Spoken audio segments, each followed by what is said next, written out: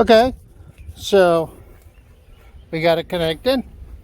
We're getting ready to test the water heater. Now we go. Holy crap! Wait, give me a minute. Okay, we know what went wrong. We're gonna try again. Let's go. Okay, I'll be back. Okay, let's give it one more shot. Okay, no. Let me work on it again. Okay, let's see it now again.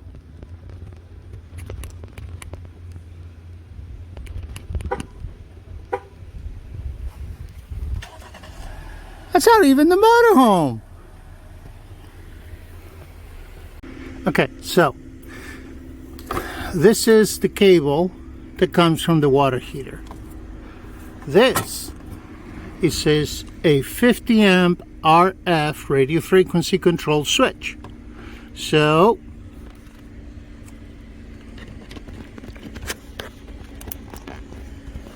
we connect the water heater to the switch and the switch to the GFCI adapter, and when we use the wireless remote, we click it on, water heater is on. Now, if for whatever reason you trip the water heater outlet, or you lose electricity or anything, it's not on anymore. When you get power again, still off. That's one of the reasons why I set it up this way, to provide you another layer of protection. If you lose power, if something trips, if anything happens with the GFCI, the water heater will not engage on its own. You have to restart it with a remote, like I just did. Also, you can start it locally, like this. Okay? And that's all. Now, if at any point that doesn't work, you can just plug the cable directly.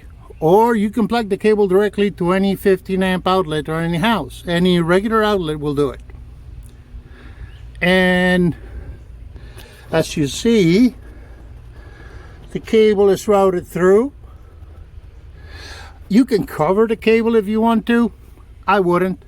So it serves as a warning that the cable is there. But it is pretty much as simple as you need to do it. I would also cover the other outlet out of the 110, because the other outlet will allow you to connect also the air compressor, and you don't have enough power to run both things in there. So it's either the water heater or the air compressor. Hope it helps.